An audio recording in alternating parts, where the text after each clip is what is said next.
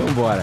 Vamos falar aqui de mais um episódio do nosso quadro Não Convide para a Mesma Festa, ou seria Não Convide para a Mesma Convenção Partidária.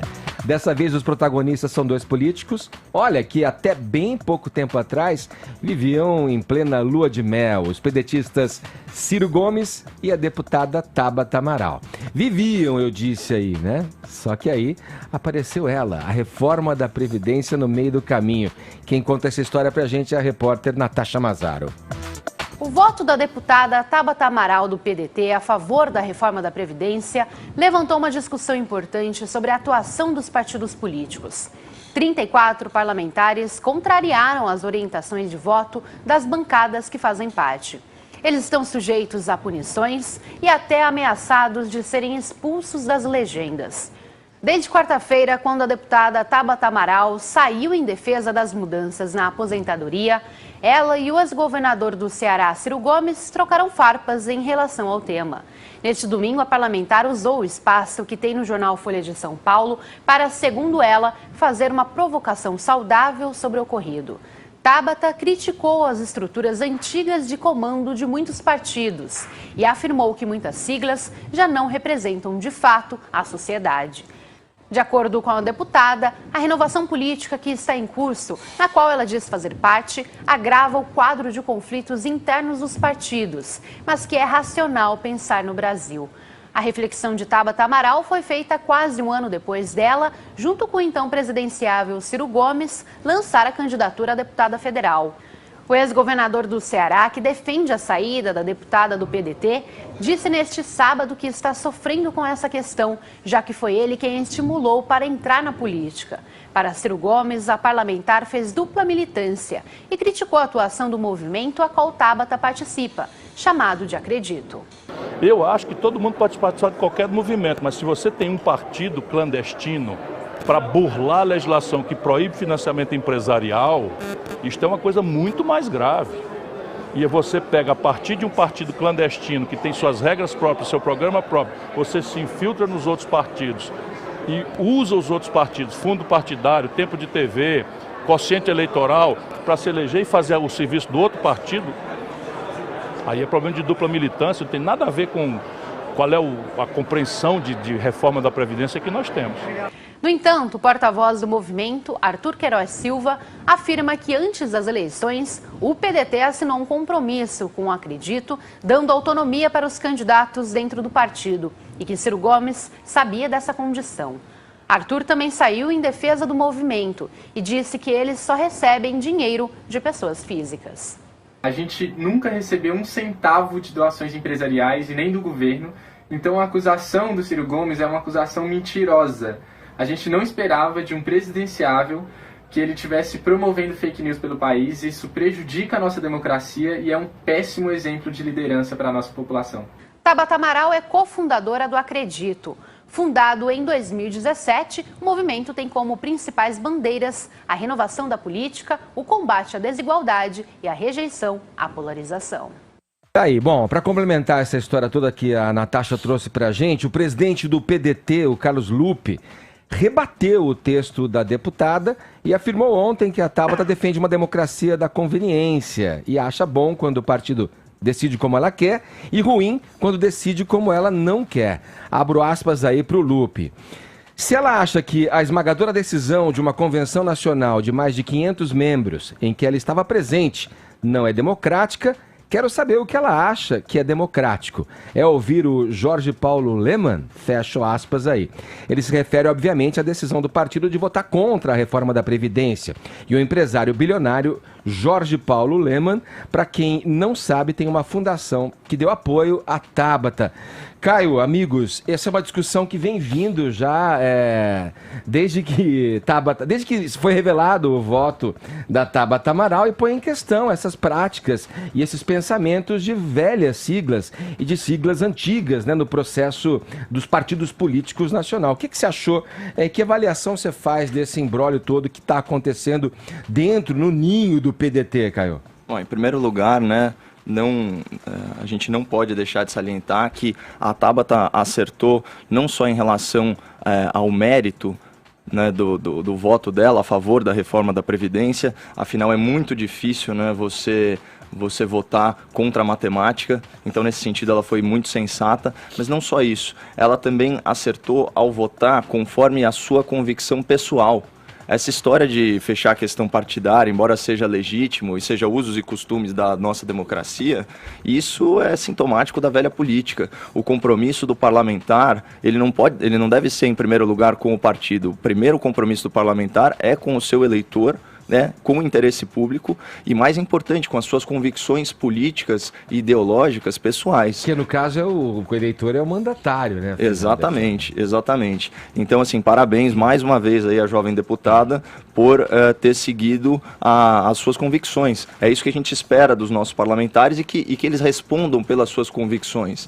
E certamente, ainda no contexto de integrar a oposição, ela sequer foi agraciada pela celeridade na liberação de emendas, esse tipo de coisa. Então, ela realmente agiu de forma independente. Esse é o primeiro ponto. O segundo ponto, que foi muito bem explorado na reportagem da Natasha Mazzaro, é o seguinte: o Ciro Gomes, ele tinha plena ciência das circunstâncias envolvendo o financiamento, não apenas da candidatura da Tabata Amaral, mas também da formação da sua persona política, que está totalmente amparada e ligada ao metacapitalismo, aos grandes bilionários, ao empresariado, esse tipo de coisa.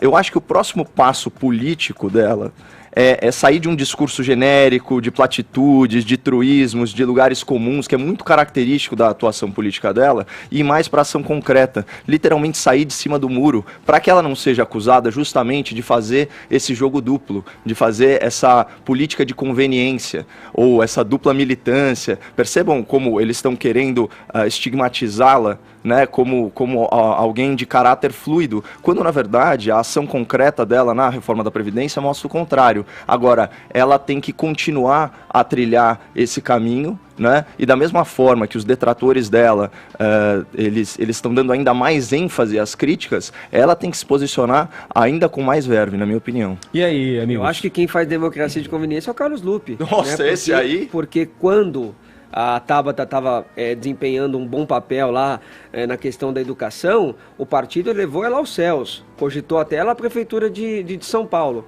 Agora que ela vai contra uma determinada reforma, na convicção dela, onde ela expôs ali os pontos aos quais ela diz que foram atendidos, que por isso ela estaria votando a favor da reforma da Previdência, estão demonizando a deputada de uma maneira desproporcional. Eu acho que o debate é válido. Se o Ciro quiser defender o não voto à reforma da Previdência, se ele quiser colocar os motivos pelos quais a Tabata não deveria ter votado, ok. Agora fazer essa ruptura de tirar ela do quadro do partido, uma parlamentar promissora, uma parlamentar que tem mostrado, pelo menos até agora, né, um bom papel e sendo um dos grandes nomes ali da legenda, eu acho totalmente desproporcional. Agora, cai numa outra questão que a gente já debateu muito aqui sobre a reforma política, né, que talvez tenha que se fazer para que não aconteçam situações como essa, ou talvez na elaboração de candidaturas avulsas, ou da criação de mais partidos, onde talvez um movimento, acredito, seria um partido, onde o MBL seria um partido, e aí você vai se encaixando em legendas em que você se identifique mais e possa também atuar com maior independência, o que esses partidos mais velhos não conseguem entender. Eu acho que a Tabata, ela representa uma renovação na política que esses, vamos chamar de caciques, porque o Ciro, esse rótulo cabe muito bem nele. E eu digo cacique porque ele é um cara que já está há muitos anos e muitas décadas na política, tem um traquejo, é um homem muito inteligente, é um articulador, tem lá, né, defende com veemência suas posições. A Tabata, ela é a novidade nisso tudo, é o frescor que, junto com outros nomes novos que estão atuando na política, em vários espectros, né, da direita até a esquerda, é uma menina que pensa a política de uma forma diferente. Isso que essas pessoas também não entendem. E olha só, a questão da reforma vem sendo discutida. Um assunto caro para a Tabata, por exemplo, que é a questão dos professores, aí pode se discutir, vai desidratar, não vai, mas os professores também já tiveram modificações nos votos ali dos destaques, né, com relação às outras categorias também. Na hora dos destaques ela se posicionou com N ressalvas. ressalvas, né? Exatamente. Então a política vai se fazendo a cada instante.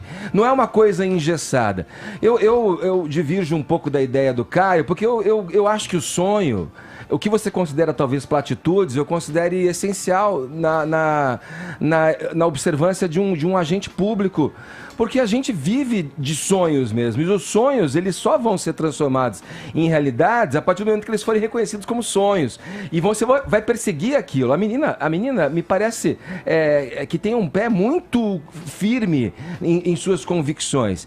E outra coisa que eu diria, em qualquer lugar que a gente esteja, seja aqui na rádio, num jornal, como político, numa sigla partidária, antes de qualquer coisa vem as suas convicções pessoais e individuais, que devem ser respeitadas. Ela está mostrando isso. E os caciques, aí, de novo, me referindo aos nomes mais antigos do PDT, deveriam entender isso como uma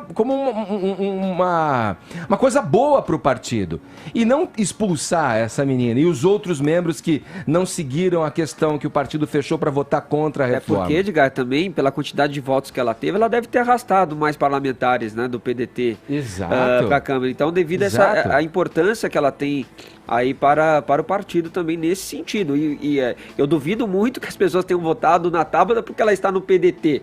Votaram na Tabata porque ela é a Tabata. Isso. Eu queria só pontuar, né? Primeiro, só para esclarecer meu ponto, eu não tenho nada contra sonhar, pelo contrário, né? Uma crítica que eu ouço bastante é que eu sou idealista até o ponto da ingenuidade. O que a minha sugestão para a deputada é que ela dê mais concretude aí à sua atuação política, porque eu acho que ela tá muito bem posicionada do ponto de vista simbólico. Ela tem que capitalizar isso em relação a medidas específicas, propositura de leis, esse tipo de coisa, mas é difícil fazer isso nessa tempestade aí, né? Tem pouco tempo também. E nessa tempestade que ela está enfrentando. Agora, é muito interessante o que o PDT está fazendo com ela, uma espécie de bullying político, e aí algumas pessoas um pouquinho mais inflamadas podem até falar de sexismo, né? Enfim, esse tipo de prática, porque é o seguinte: qual que é a dificuldade que caciques como o Ciro Gomes têm? Eles não conseguem entender o soft power da Tabata, que é uma resistência com lastro em popularidade, né? Então ela é senhora das suas ideias e do seu mandato.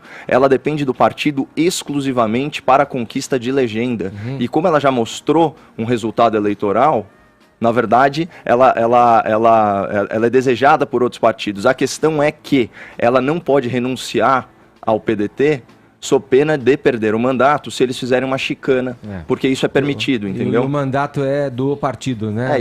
O Ciro também não consegue entender que a Tabata tem cabeça gringa, ela é o que a gente pode chamar de low-tax leftist, né? Então, assim, apesar de ser progressista, apesar dessas ideias, ela entendeu a lógica do capitalismo, ela morou em Cambridge, morou em Boston, lá em Massachusetts, isso é o berço do capitalismo mundial, ela estudou em Harvard, então ela viu como as boas práticas do setor privado aplicadas à educação pública podem dar um resultado tremendo, e ela sabe valorizar, né, vamos dizer assim, a liberdade econômica que traz a prosperidade para os países que a abraçam. E aí, vou mais, ela é o emblema desse desafio que você coloca, o equilíbrio entre essas duas coisas. As ideias humanitárias, as ideias progressistas, junto ao modelo de capitalismo que pode fazer, inclusive, reverberar, e que essas ideias progressistas, enfim, humanitárias, ganham força dentro de um ambiente político. Eu acho que ela é a renovação e... falar tiro no pé já virou um lugar comum, mas seria um tiro no pé mesmo do PDT tirar fora essa menina aí, que é um alento, né, para essa política tão massacrada ultimamente, né? Aliás, eu queria aproveitar a nossa conversa aqui e publicamente fazer um convite aqui para a Tabata vir ao Morning Show para conversar com a gente sobre essas posições. Seria maravilhoso, viu, o que ela tem a dizer. Um bate-papo com mais tempo, né, para que ela possa expressar aí os seus anseios, justificar essas críticas, né, e se colocar diante dessas críticas que vem recebendo. Então tá aqui, Tabata, o nosso convite para que você venha compor esta bancada aqui do Morning Show, tá bom? Aguardamos você aqui.